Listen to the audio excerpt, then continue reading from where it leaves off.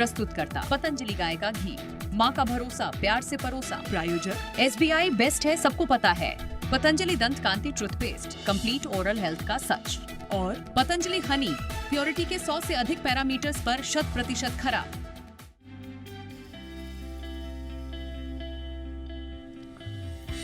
Record ऊंचाई से सोने में हल्की गिरावट।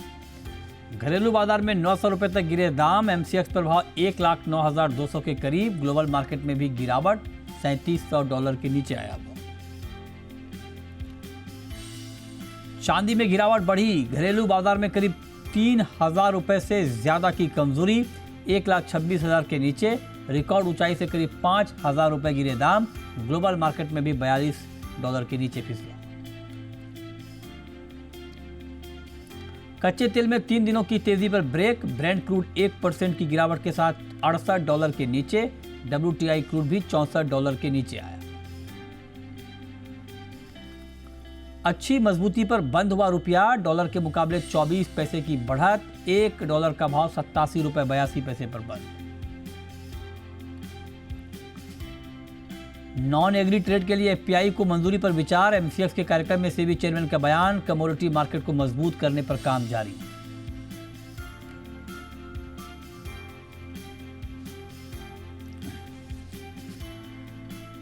नमस्कार, मैं हूं मृत्युंजय कुमार झा और अगले आधे घंटे तक कमोडिटी मार्केट पर सबसे बड़ी खबरें जारी है। और आज हम सबसे पहले बात करने वाले हैं, क्योंकि त्योहारों का सीजन आ रहा है और उससे पहले खाने पीने की चीज़ों को लेकर लगातार एक के बाद एक अच्छी खबर आ रही है। पहले GST कट की खबर आई, उसके बाद और अलग अलग खबरें आ रही हैं और अब ताज़ा खबर ये आई है कि मदर डेयरी ने कई प्रोडक्ट्स के दाम घटा दिए हैं। कौन कौन प्रोडक्ट के दाम घटे हैं, कितना इम्पैक्ट होगा डिमांड पर, इन तमाम मुद्दों पर बात करने के लिए इस वक्त हमारे साथ एक बेहद खास मेहमान जुड़ रहे हैं। हमारे साथ हैं मनीष बंदलिश साहब, जो कि MD हैं मदर डेयरी के। तो सर, बहुत बहुत स्वागत है आपका जी बिजनेस पर। और मेरा सबसे पहला सवाल आपसे ये होगा कि जो आपने कई उत्पादों के दाम कम किए हैं, जिसमें अल्ट्रा हाई टेम्परेचर मिल्क है, पनीर है, मक्खन है, गाय का घी है, कितना इम्पैक्ट सर इस कटौती का डिमांड के ऊपर आप देख रहे हैं? देखिए, सबसे पहले तो धन्यवाद मुझे इस प्रोग्राम पे आने के लिए, और मैं बहुत बड़ा धन्यवाद देना चाहूँगा गवर्नमेंट ऑफ इंडिया को, जो GST के ऊपर जो रिफॉर्म लाए हैं उससे पूरी डेयरी इंडस्ट्री को और ये स्पेसिफिक कैटेगरीज को बहुत बड़ा बूस्ट मिलने की उम्मीद है। हमारा अनुमान है कि over a medium to long term बहुत सारे नए कस्टमर्स इन कैटेगरीज में एंटर करेंगे। आज जो लोकल मैन्युफैक्चरिंग करके कस्टमर्स को क्वालिटी प्रोडक्ट्स नहीं मिल पाते हैं, आज ये अफोर्डेबल होने के बाद बहुत सारे लोग ऑर्गेनाइज्ड प्लेयर्स जैसे मदर डेयरी की क्वालिटी को पसंद करना चाहेंगे। वो उससे एनुअल बेसिस पे इजीली 9 से 10% से 15% का एक्स्ट्रा ग्रोथ होने के चांसेस हैं ऑन स्पेसिफिक कैटेगरीज। जैसे पनीर अगर हम देखें तो ऑर्गेनाइज्ड मार्केट में सिर्फ 5 से 6% का ऑर्गेनाइज्ड प्लेयर्स का सेल होता है, बाकी सब लोकल पनीर बिकता है। तो ऐसे ही कैटेगरीज के अंदर स्पेशली आई थिंक बहुत सारे कस्टमर्स कन्वर्ट होंगे, तो उससे बहुत फायदा मिलने की उम्मीद है। ओके, तो आप ये कह रहे हैं कि जो अनऑर्गेनाइज्ड मार्केट है उससे आपकी तरफ डिमांड शिफ्ट होगी, राइट सर? जी जी, जो खरीदते हैं ऑलरेडी उनको बेनिफिट तो मिलना ही मिलना है। उसके अलावा जो अनऑर्गेनाइज्ड मार्केट से खरीदते हैं वो डेफिनेटली हमारी तरफ कन्वर्ट होने के chances. Right sir, pouch milk पे भी कुछ कटौती का इरादा है आगे? पाउच मिल्क GST से कोई इम्पैक्ट नहीं है। नहीं, मैं आपकी कोई योजना है कंपनी की, मदर डेयरी की, कुछ दाम कम करने की? नहीं, अभी ऐसा कोई प्लान नहीं। ऐसा कोई प्लान नहीं है। ओके, ठीक है। अब मैं दूसरे सवाल पे आता हूँ। अभी दिवाली का और दुर्गा पूजा का एक बड़ा त्यौहार अभी आने वाला है। फेस्टिव सीजन में कितना इम्पैक्ट आप ओवरऑल GST कट का और जो आपने कट किया है इसका आप देख रहे हैं डिमांड के ऊपर? देखिए, फेस्टिव सीजन के टाइम पे वैसे भी दूध और दूध के जो प्रोडक्ट्स हैं, इसके अलावा हमारे पास धारा एज अ ब्रांड है, हमारे पास सफल एज अ ब्रांड है, जिसके अंदर हम लोग फ्रूट्स एंड वेजिटेबल्स और फ्रोजन बेचते हैं। इनकी नॉर्मल से 15 से 20% एक्स्ट्रा कंजम्पशन वैसे भी हो ही जाती है। तो क्योंकि लोगों के घर में मिठाइयाँ बनती हैं, लोगों के घर में मिल्क की कंजम्पशन होती है, गेस्ट आते हैं तो गिफ्टिंग के लिए यूज होता है, तो इस सब मिला के एनीवे 15 से 20% का एक्स्ट्रा कंजम्पशन इस पीरियड में होना शुरू हो जाता है। नवरात्रे शुरू होते ही ये पूरा सीजन शुरू हो जाएगा for the next 1 month. Okay, तो आप कह रहे हैं कि ओवरऑल तो डिमांड पे अच्छा इम्पैक्ट आएगा ही। अब मैं एक महत्वपूर्ण सवाल आपसे ये पूछना चाह रहा हूँ, क्योंकि जब हम डिमांड की बात कर रहे हैं और जीएसटी को लेकर बड़ा बज़ है और ये दिवाली फुल शॉपिंग वाली होने वाली है, कितना कंपटीशन आप अपने मार्केट सेगमेंट में देख रहे हैं? क्योंकि जो बाकी प्लेयर हैं वो भी रेट कट करेंगे या उनकी भी कुछ ऐसी प्लानिंग होगी, कितना कंपटीशन है सर आपके सेगमेंट में? कंपटीशन डेफिनेटली है। आई थिंक जो अच्छी क्वालिटी के जो प्लेयर्स हैं उनके बीच में कंपटीशन होना भी चाहिए, और उससे कस्टमर को ही फायदा होता है, उनको बेटर प्रोडक्ट्स मिलते हैं, मार्केट में इनोवेशन आती है, और हम लोग भी अपने टोज पे रहते हैं कि कस्टमर को हर जगह से उनको अवेलेबल कराएं हमारे प्रोडक्ट्स। तो it is a very good thing for the market अगर ये होता है कंपटीशन तो। और हमारे हिसाब से सब कंपनीज इसके अंदर स्टेप ले रही होंगी, और जैसे हमने अनाउंस किया अपने price cuts, I am sure बाकी कंपनीज भी बहुत जल्दी मार्केट के अंदर प्राइस कट्स लेके आएंगी। राइट। अच्छा सर, जीएसटी में जितनी कटौती हुई है वो पूरा पास ऑन आपने कर दिया है या उसमें कुछ भी रह गया है?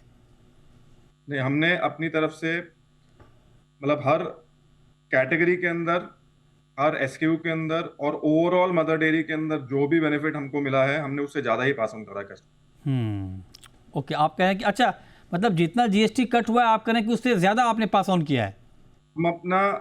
हमारा उद्देश्य बहुत क्लियर है कि कस्टमर को मैक्सिमम बेनिफिट मिलना चाहिए। हमने एक पैसा भी अपनी तरफ रखा नहीं है, हमने पूरी कैलकुलेशन की है कैटेगरी बाय कैटेगरी, और वो पूरा कस्टमर को पास। सर चूंकि एक आम कंज्यूमर के लिहाज से मैं आपसे एक सवाल पूछ रहा हूँ, चूंकि जी बिजनेस देश का नंबर 1 बिजनेस चैनल है, मोर देन 80% हमारा मार्केट शेयर है, और बहुत बड़ी मात्रा में कंज्यूमर हमसे जुड़ते हैं, वो आपको देख भी रहे होंगे। मुझे आप और बेटर बता पाएंगे आपका सबसे बड़ा सेगमेंट क्या है? पाउच मिल्क मेरे ख्याल से आपका बहुत बड़ा सेगमेंट है, आप इसको और डिटेल में बता पाएंगे? तो पाउच मिल्क को लेकर लोगों के मन में बहुत सवाल होते हैं कि अगर वहाँ पर कुछ कट हो जाता, ठीक है अभी आपने नहीं किया, लेकिन क्या 2-3 महीने में, 4 महीने में ऐसी कोई प्लानिंग है, या उस पर आप क्या कहना चाहेंगे?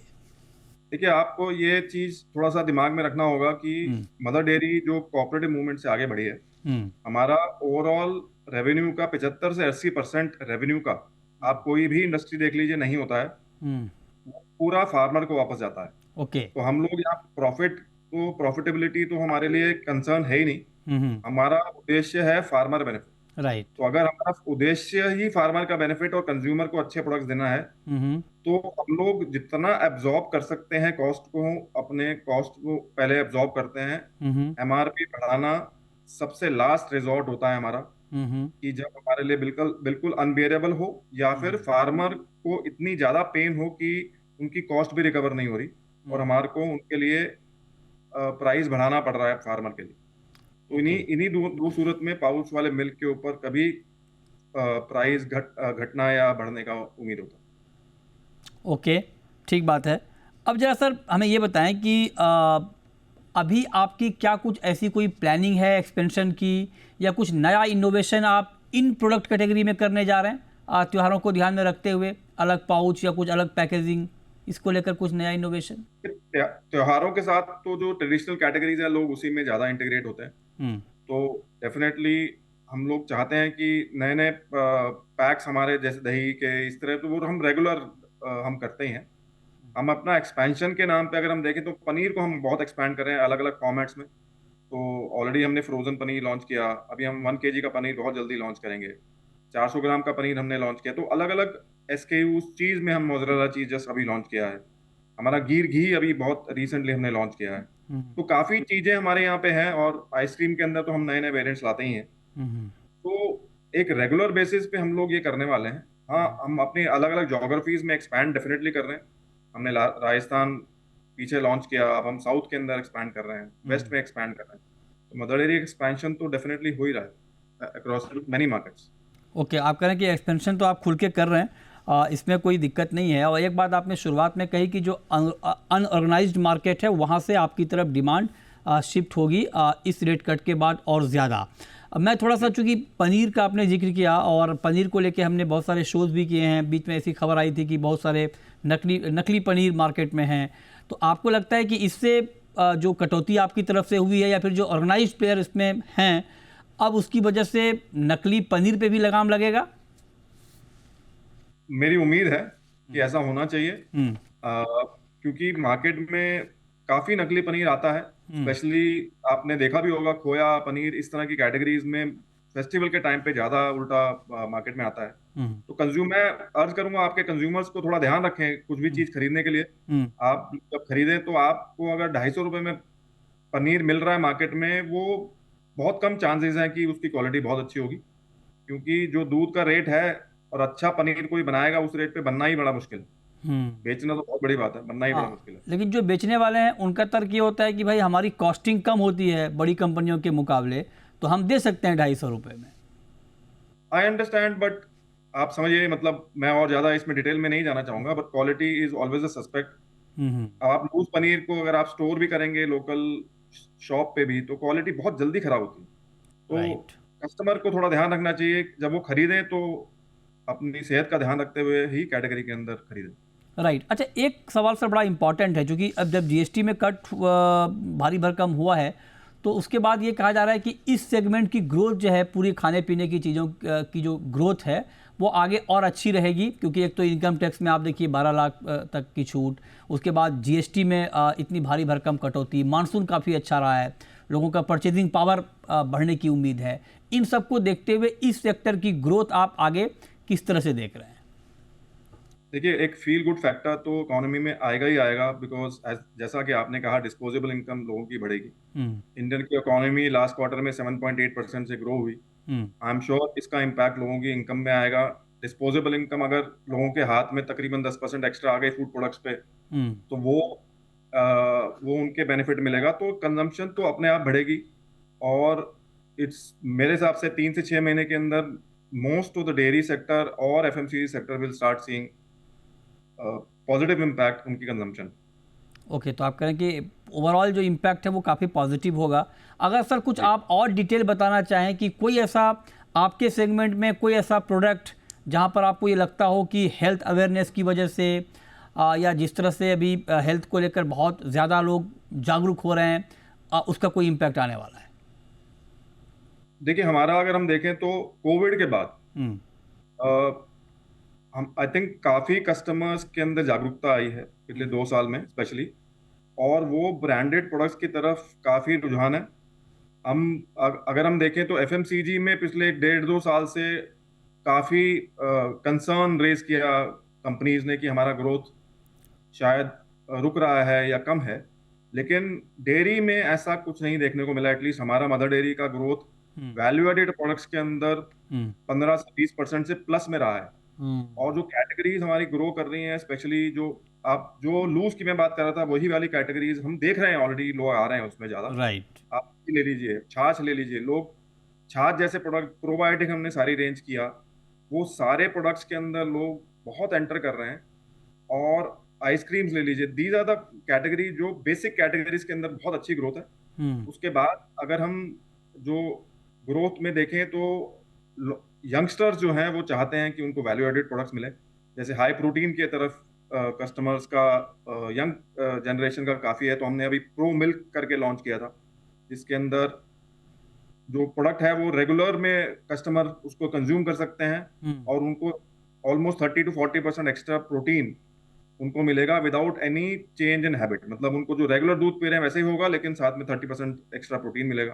तो इस तरह की कैटेगरीज में काफी इंटरेस्ट शो करते हैं कस्टमर्स, और यंग जनरेशन स्पेशली। और आई थिंक हमारी जनरेशन के बाद आज का जो जनरेशन है, जो 20-25 साल के जो हैं, they are very well aware, उनको हमसे कहीं ज्यादा अच्छी नॉलेज है, और वो बहुत नाप तोल के कोई प्रोडक्ट या कोई कैटेगरी लेते हैं, जो कि अच्छी बात है एक्चुअली उनकी सेहत के लिए। ओके, ठीक बात है। अब एक सर एक इम्पॉर्टेंट सवाल, चूँकि अभी टैरिफ को लेकर बहुत बातचीत हो रही है और इंडिया ने अपने रेडलाइंस डिफाइन किए हैं एग्री और डेयरी प्रोडक्ट को लेकर के। यूएस का बहुत ज़ोर इस बात पे है कि डेयरी इंपोर्ट इंडिया करे यूएस से। इस पर आपका टेक क्या है सर? क्या होना चाहिए आपके हिसाब से? देखिए, हमारे जो फार्मर्स हैं, वाइल कोई भी पॉलिटिकल स्टेटमेंट मेरे डोमेन से बाहर है, but at the same time जो हमारा सेक्टर है वो कोऑपरेटिव सेक्टर है, और कोऑपरेटिव सेक्टर के अंदर जो ओनरशिप है और जो हमारे फार्मर्स हैं बहुत मार्जिनल फार्मर्स हैं। अगर हम देखें तो हमको जब दूध कलेक्ट करते हैं, आप गांव-गांव जाकर के हमको 2-2 3-3 लीटर करके दूध रोज हमें कलेक्ट करना होता है। हम लोग अगर हम 50 लाख, 60 लाख, 70 लाख दूध कलेक्ट करते हैं तो आप समझिए कि 10 लाख से ऊपर फार्मर्स हैं जिनसे हमको रोज दूध कलेक्ट करना है, और उनकी रोजी रोटी, उनका profit is totally dependent on companies like mother dairy and other cooperatives जो इस फील्ड में है। तो मेरे हिसाब से हमें बहुत सोच समझ के स्टेप लेंगे। आई एम श्योर गवर्नमेंट इसके बारे में बहुत अच्छे से सोचेगी before taking any steps in this direction, और it is very very important to protect the livelihood of our farmers. Okay, ठीक है। तो आप कह रहे हैं कि फार्मर को ध्यान में रखते हुए सरकार जो भी फैसला करेगी वो ठीक करेगी। बहुत शुक्रिया मनीष जी आपका हमारे साथ आज की इस खास चर्चा में जुड़ने के लिए और हमारे ऑडियंस को बताने के लिए कि ये जो उत्पादों के दाम घटाए हैं मदर डेयरी ने, उसका कितना इम्पैक्ट डिमांड के ऊपर होगा और आगे की आपकी प्लानिंग क्या है, ये सब बताने के लिए बहुत बहुत शुक्रिया आपका जुड़ने के लिए। चलिए आगे बढ़ते हैं और अब बात करते हैं कि आज के मार्केट में आपको करना क्या है। हमारे साथ बीरेन वकील हैं पैराडाइम कमोडिटी के। सर बहुत स्वागत है बीरेन जी। और पहला सवाल तो मेरा आपसे गोल्ड पर होगा। सर गोल्ड में लंबी और बड़ी तेज़ी के बाद एक करेक्शन आया है छोटा सा, क्या किया जाए सर इस करेक्शन पे गोल्ड में? थोड़ा आगे बढ़ सकता है, बट ये फेड के आज की मीटिंग में जो रेट कट है वो डिस्काउंट हो चुका है, उसके बेसिस पे ये करेक्शन है। तो मैं आज की मीटिंग के बाद मैं एंटिसिपेटरी बेसिंग पर ये करेक्शन को बाइंग अपॉर्चुनिटी समझूंगा। कहीं समर अराउंड 1,08,000 के आसपास बाई और 1,07,000 का स्टॉप लॉस। राइट।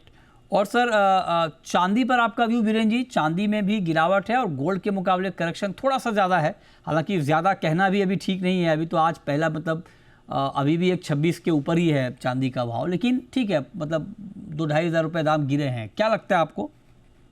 सिल्वर में आज जो कॉपर की करेक्शन है वो काफी डीप करेक्शन है कॉपर में। तो सिल्वर शायद सोने के मुकाबले थोड़ी और गिरावट दे सके। यहाँ जो सपोर्ट एरिया है 1,17,000 1,19,000 के बीच है। तो यहाँ में अभी भी डाउनसाइड रिस्क सोने के मुकाबले थोड़ा ज्यादा देख रहा हूँ। सोने के मुकाबले रिस्क आप ज़्यादा देख रहे हैं चांदी में? गिरावट का सर? गिरावट का ये बेसिकली बुल मार्केट ही है, बट इसकी बढ़ने की रफ्तार काफी तेज थी, तो करेक्शन भी इतना रिलेटिवली इंटेंसिफाई होगा। राइट। चलिए अब हम शुरू करते हैं सवाल और जवाब। विनोद कुमार हैं हमारे साथ। विनोद जी पूछिए। विनोद जी आपको आवाज़ आ रही है?